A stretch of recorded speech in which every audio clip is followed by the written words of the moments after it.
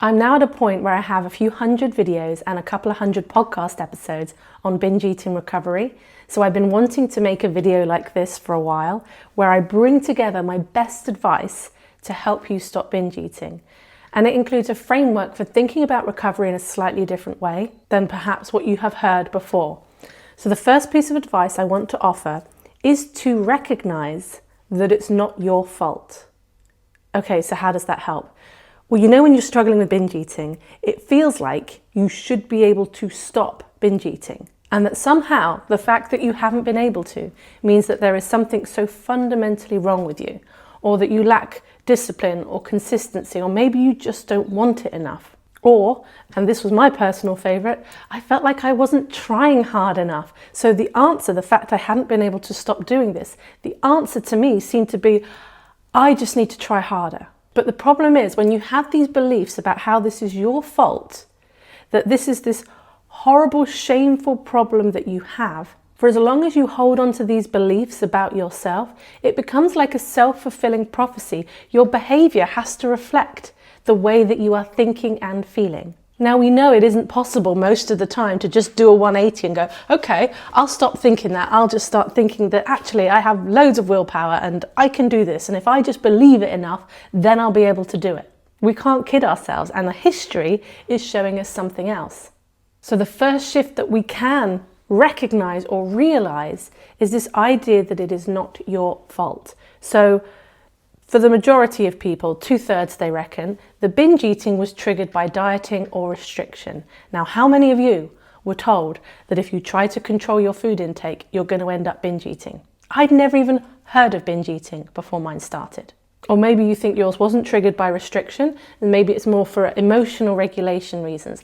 Okay, if food became the go-to place to cope with emotions, for emotional regulation, that would be because there wasn't another viable option. If you had known about a better way to deal with your feelings, you would have done it. And so I think the most compassionate way to think about this problem is that you fell into a trap, and this trap just happens to have a vicious cycle with lots of elements that keep it going. It has its own momentum, which is why people don't go from binging for years to just suddenly stopping. That is a very rare occurrence, and I would say that that would involve normally some kind of major life event. But for many of us, even a major life event wouldn't be enough.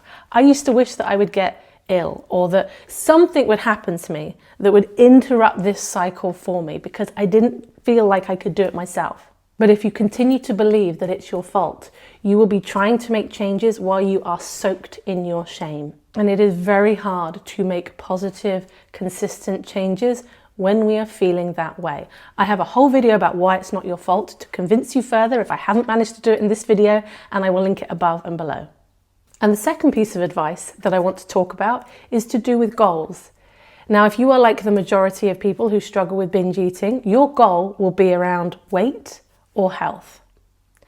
And these two things can create a lot of fear, a lot of stress, and there can be many aspects of these two things that are outside of our control.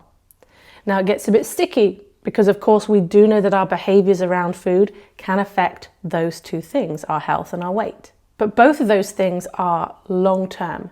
So what it leads to is, in the moment when you are, let's say you're experiencing a binge urge, in that moment, that one decision, that one time isn't going to make a huge difference to those goals because it's only one decision. But recovery starts to happen when those one decisions start to change and there's an accumulative effect.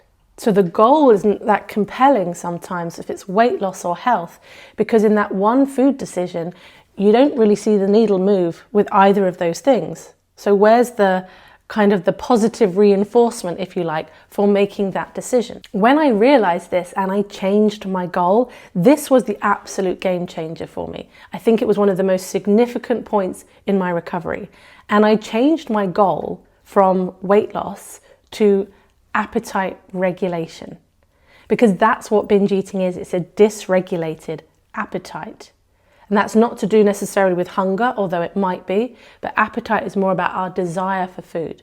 So I was either trying to resist my appetite, or I felt like I was just completely giving in to my appetite and I had no control whatsoever. There are certain things that will help me or you to regulate our appetites. And they are things like eating often, eating your anchor meals, your breakfast, lunch and dinner, including protein and fiber, getting enough sleep, shifting the way that we are talking to ourselves, and about our eating, because what the brain anticipates from an eating perspective also affects our desire for food too. And it feels like when you struggle with binge eating that your desire is out of control, but actually it's just not in balance. There's not a regulated rhythm to it. I have a whole playlist on my channel about appetite regulation because this is huge. It gives you something to aim for, and it's also something that you can experience much quicker than you would experience changes in weight or health. And what I mean by that is I know if I have a substantial breakfast in the morning with plenty of protein in it, I see how my appetite feels more regulated throughout the day. My energy is more consistent. So there are all these things that we can do. Getting good sleep is another one. All these things that we can do that will help to regulate our appetite. And if you follow my channel for a while, you will hear me talk about, I say this often, that people try to stop binge eating by trying to stop binge eating. That's what they do. They just say, I'm going to try and stop myself from doing this behavior. They do it over and over again, and they just think, I have to try harder, I have to try harder. But instead of focusing on stopping binge eating, when you focus on appetite regulation, you are focusing on the very thing that is triggering the binges, rather than just imagining it shouldn't matter how big these binge urges are, I should just be strong enough to resist them. But because they come from a primal brain place, and a lot of the time they are biologically driven, this is why when you have an urge to binge, doesn't it feel like life or death? Doesn't it feel like anything you promised yourself earlier doesn't matter anymore? And I believe this is because it is intertwined with our survival mechanism. So actually the work is about how to bring those urges down. It doesn't mean that you will never get like that pull, like a bit of an urge, but if you are having big urges, people will sometimes say to me, like, when I have an urge to binge, what can I do? And we have to reduce those urges as part of the recovery process. And as for my third piece of advice, we know that one of the traits that make people particularly vulnerable to developing something like binge eating is that all or nothing, sometimes called dichotomous or black and white, thinking and behaviors. So we tend to just be all or nothing people. Now, chances are that's just our temperament. We're not going to get rid of that aspect of ourselves. So we just need to become a lot more aware of it so that it is not controlling our behavior in the same way. Binging is the ultimate example of all or nothing. You are either having it all and you're binging, or you are trying to resist your appetite. Maybe you feel like, well, I'm not trying to resist my appetite because I'm somebody who binges all the time and I'm not restricting. I would suggest when you're feeling a lot of guilt and all these thoughts about how you shouldn't be eating this, you shouldn't be hungry now, all of that, that is like a mental resistance to your appetite. And when we push back against our appetite, it blows up, it gets triggered. This is what the binge eating process is. It is your appetite being over-triggered, if you like, in the moment. Moving away from the black and white thinking means embracing the grey. It means that middle ground stuff that sometimes just feels boring. And I have a video called The Boring Truth about binge eating recovery because it can be very boring. Chances are your idea of recovery in your mind is when you get to this place where you're eating and your body is a certain way and it's this idealized image of what recovery looks like. And the reality could be a lot more dull. And if we are willing to accept that there could be some truth in that, that helps us to build up a more realistic view of recovery. The biggest way black and white thinking shows up in any kind of disordered eating is labeling foods as good or bad. This food's good, this food's bad. I'm good if I'm eating like this, and I'm bad and a shameful mess if I'm eating like that. One of the biggest indicators, I would say, for disordered eating is that the way that you are eating dictates how you feel about yourself. This is why my advice point number 1 is so important, the fact that this is not your fault. Because for as long as you feel like you are the worst person ever because you struggle with this problem, the need to get rid of this problem is like some kind of self-salvation. And that is a lot of pressure. It's a lot of meaning to place on the recovery process. You make the stakes so high that the fear and the stress and the conflict increases. And the more conflicted you are, the more disordered your eating is likely to become. I find one of the simplest techniques to start challenging that all or nothing thinking is to just catch the thought and go, this may not be true. So let's say you think, no, I am to blame for this. I am hopeless and nothing's ever going to change, right? That's quite a black and white thought. Nothing's ever going to change. The challenge to that would be, okay, I really feel like nothing is ever going to change. And maybe that's not true. We cling to black and white thinking because we prefer to be certain, even about things we cannot be certain. It's like we see some safety in knowing something for sure. But actually, when we start to embrace the not knowing, that's when we open up new possibilities. You might think, I could never, ever let go of the desire to lose weight, right? It's very black and white. I could never, ever do that. And the gentle challenge to that might be, maybe you don't have to do that. Maybe it's just more like managing that desire to lose weight and focusing more on appetite regulation so as to stop derailing your recovery. And the fourth piece of advice, and this one is important because I think this is the one that turns the weeks into months, into years, and into decades sometimes. And that is tomorrow thinking.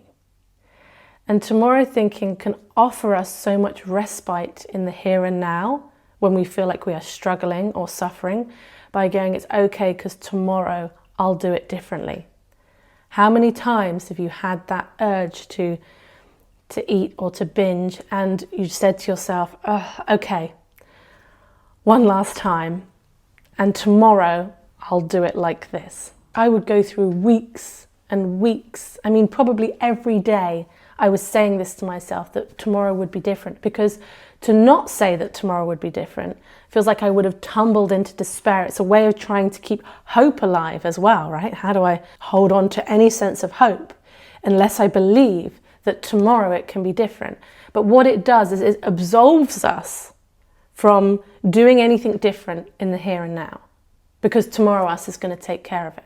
I came to a point where I could see I was stuck in this tomorrow thinking, and I started asking myself the question in the moment when I caught myself going tomorrow, was to say to myself, what makes me think I will be able to do tomorrow what I haven't been able to do today? And it was challenging. It was a really challenging question. And it meant that I couldn't kid myself in the moment that this was going to be the last time. Now, you might catch yourself doing this before a binge to try to, I don't like the word justify, but like to kind of allow yourself to go into the binge. Or it's something that you might do after the binge to help with that feeling of like yuckiness that you might feel after a binge. So let's say you have just binged. And of course, you want the next 24 hours to go better than the last 24 hours. The responsibility that you have to yourself can only be in the here and now. When we keep kicking it down the road, we never get there.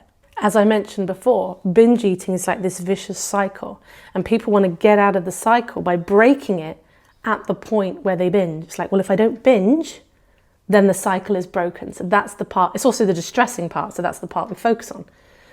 But often in recovery, to be able to recover after a binge is part of what begins to destabilize the cycle as well, because that guilt and shame that you feel afterwards often leads to making unrealistic promises to yourself about what you're going to do differently. You're not able to stick to them because you're in this binge eating cycle, and so then the I've blown it thinking comes in again, and you're back into the binge. So after a binge, rather than focusing on, okay, tomorrow I'm going to do it differently, what is it you actually need in that moment after a binge? How do you want to show up for yourself after a binge? This is one of the things that I'll do with my clients sometimes. Is we make a plan for how do you want to react differently after you've binged. Because one thing feeds another thing, feeds another thing, feeds another thing in this cycle. So yes, if you've just binged, there might be a sense of, okay, I want to rebalance. I want to be able to reorient myself. But that starts immediately after the binge. It doesn't start with after the binge going, that was terrible, I hate myself, tomorrow I'm going to do it differently, let's not think about it. We need the compassion so that we can actually be curious, reflect, and try to understand what happened so that we stand a chance of doing it differently. But normally the method is try to stop binging by trying to stop binging. Well, next time I'm in that situation, I just won't binge. Has that worked? Again, I have a whole playlist on what to do after a binge, how to reorient yourself. If you can get yourself back on your feet and find a sense of regulation after a binge, that skill of bringing yourself back into regulation when you feel like you've been thrown out of it, that builds up the muscle of it. It builds up the skill of becoming somebody who just has a naturally regulated appetite for the majority of the time. Which brings us nicely onto my fifth piece of advice. Now, you have probably heard the idea that recovery isn't linear. But even in the spaces where they talk about recovery not being linear, it's still normally getting from A to B. They just say that, the path isn't a direct path, but you're still getting from one place and then you are arriving at another place. How many times have you felt like you have made progress with your binge eating recovery, only for it to feel like it's blown up in your face and you are back at square one again? It's not even the wiggly lines moving forward, it's back at square one. I don't think of it like this. I think of it as two states. You're moving between two states. And I call the states state A and state B. Now, state B is the binge state. It's the state when you are feeling out of control with food. It can also be the state when you are over controlling food, because that can still be part of the binge cycle. So it's not just if you are actively binging, it is also if you are engaging in behaviors that are going to be contributing to more binging. And state A, that's your recovered state. That is a place where you have a reasonably regulated appetite. Now, the reason why I talk about it as states is because chances are you have had times, even in the midst of however long your binging has been going on for, where you've had a period of time, for whatever reason, your appetite felt more regulated. So you may have experienced state A. So then the goal in recovery is to become very, very good at getting yourself from state B into state A, that switch of states. Most people, when they are in this trying to stop binge eating, they will binge again. So they will keep popping back into state B. But if you think of it as this switch between the two and you learn the different things that you can do to bring you back into balance into your state A, this is what you practice. You keep practicing this so that you then start to spend more and more time in state A. And at some point, the balance tips. And now you've been in state A more often than you're in state B. And we want to just keep increasing this. This was more what my recovery looked like, probably over the space of a couple of years, was that the binging bit became less and less frequent as I learned how to cultivate my state A. Now, here's the trap, because we're black and white thinkers, right? The trap can be that state A is you on your best day. And we need to ensure that state A is a realistic idea of recovery. So that is not perfect eating, but it's certainly not the chaos and the out of control of the binge either. So again, when you're thinking about it in the linear, you're getting from A and you're arriving eventually at B, you fall into the trap of feeling like you've gone back to square one. But if you think about it as a shift between these two states, you can go, okay, I'm back in state B. I knew this was going to happen as part of the recovery process. And because you know that chances are you are going to visit state B, it helps to reduce the catastrophic thinking, which is part of the black and white thinking mechanism. So then you're catastrophizing less. You might be back in state B and you might not like state B. You might have a lot of feelings about being in state B, but you're not thinking that you've got it completely wrong. When you think about it, it's like, okay, this is an opportunity to put back into practice the tools of recovery to move me back towards state A. Because if you know how to get from state B into that state A regulated place, that's true confidence, because it means even if life throws you a curveball and food gets difficult again, you know how to find your way back. The final point that I want to offer is to be consistent in the kind of recovery content you're consuming. So there are two ways of thinking about binge eating recovery. There is the food freedom model, which is what I espouse, which is the idea of making peace with all foods, regulating your appetite, not demonizing certain foods. And then there's also an abstinence model, which is about cutting out certain foods, cutting out sugar, cutting out processed foods, etc., etc. Now, if you're anything like me, I kept bouncing between the two. I would try one, I would try the abstinence model, I would keep failing at that, my binging would get even worse. So then I would try more of a food freedom model and it might help a bit, but then I might feel a bit out of control again and think this isn't for me. And then I would bounce back into the abstinence model. And that was another thing that kept me stuck, probably for an extra couple of years. Now, YouTube shows me the most watched channels of my subscribers, and these are keto channels, carnivore channels. Now, if you decide to explore that route, if that's the way that you want to enter recovery and try to do that, by all means do that. But I think when you are feeding yourself two complete opposites, you're just going to keep like bouncing back and forth. And if I opened up your phone now and looked at your Instagram or your TikTok, what would I see? What kind of content is on there? You could be into fitness content and think, well, it's just fitness content. You know, I'm not watching eating disorder stuff or anything like that. But if you're opening your phone and you are constantly seeing certain kinds of bodies, certain kinds of idealistic ways of eating, just pause and ask if this is actually helping or hindering you. And you get to decide that. I'm not here to say you shouldn't be consuming that content, but it's about being very mindful. And it might be a case of going, well, I don't know which one.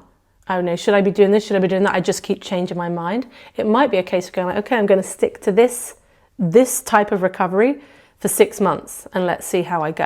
I'm going to give it a really good go. But if you're bouncing back and forth each week, one week going, okay, I'm going to cut out all these foods, and another week going, no, I'm looking at intuitive eating and the food freedom model. It's like a kind of recovery homelessness.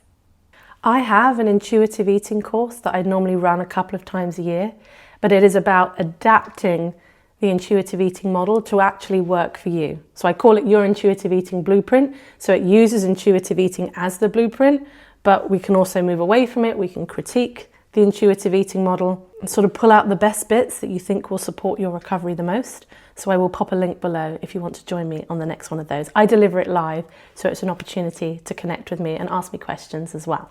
Okay, that's my call to action done. Thank you for watching, and I will see you on the next video.